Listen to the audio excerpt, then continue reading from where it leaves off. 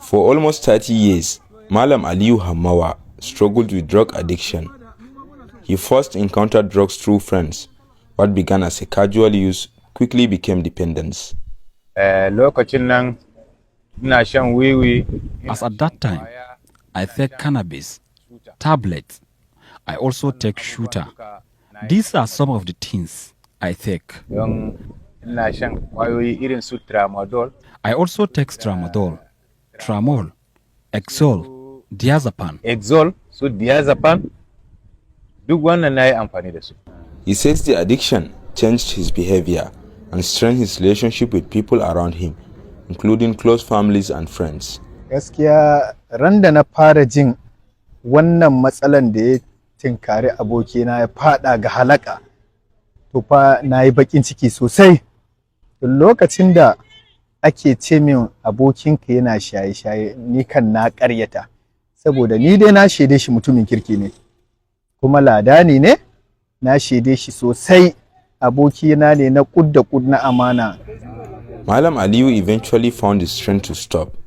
He recalls the moment that led him to seek change and how he began rebuilding his life. Abin da ya tunzura ni a ciki dai kan kama da na giya maka tun a farko, abokanai ne suka ja ra'ayina. I started using drugs because of friends, but after I got married, I stopped. Kawo mini dalili matata ta shirye ni, Allah ya shirye ni, domin in na je na yi ta'ammali da miyagun ƙwayoyin nan. Each time I used the drugs, I felt normal, but my behaviors confused my wife. Ita sai tana tsarguwa, tana ga kamar akwai wani abun da yake faruwa da ni. To ana cikin yin haka, koyaushe in na je na dawo abun da za ta dinga tsarguwa kenan.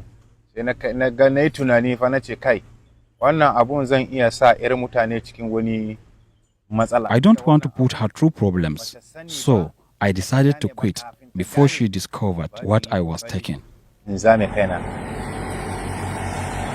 Nigeria has one of the highest drug use rates in West Africa.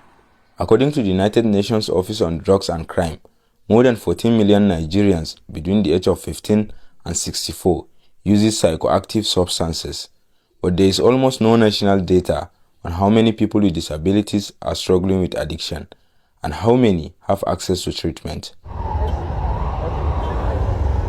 The leadership of this vulnerable community in Adamawa believes people with disabilities face unique vulnerabilities. Economic hardship, isolation, and social stigma can make some turn to drugs for relief. When a person with disability is caught with illicit drugs, most time the drugs are just seized and the person is released. If officials consulted us, we could guide them on how best to support and rehabilitate such individuals. But without involving the PW leadership, the fight against drugs abuse will never truly benefit our community.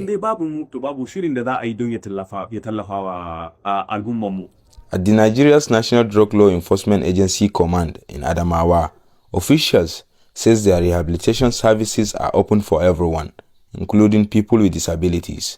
There is no one that doesn't have access to our rehabilitation center. Anybody that wants to come for rehab, it is not free. Definitely it's not free. So, but when you have issue and you want to come for rehabilitation center, we don't discriminate. There's nothing like discrimination. Whether you are disabled, whether you are a normal human being, we welcome you and we treat you and we rehabilitate you. I think 53 drug-dependent individuals were successfully rehabilitated and treated and reintegrated back to their family in June 2025. But advocates says equal access on paper does not always translate to adequate support in reality.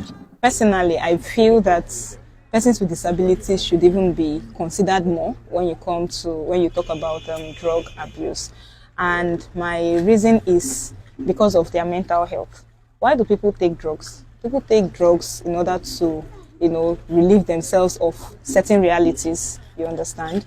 And persons with disabilities who have often suffered challenges like marginalization, issues of marginalization and discrimination in society, Many of them should, do this. But do you know why they are being sidelined?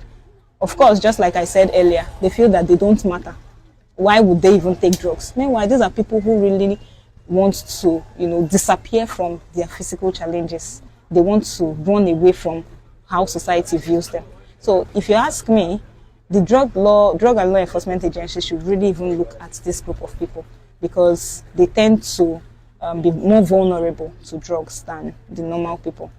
Advocates are now calling for Nigeria to strengthen its drug abuse response, not only for the general population, but for those who face the harshest barriers, yet remains the least visible.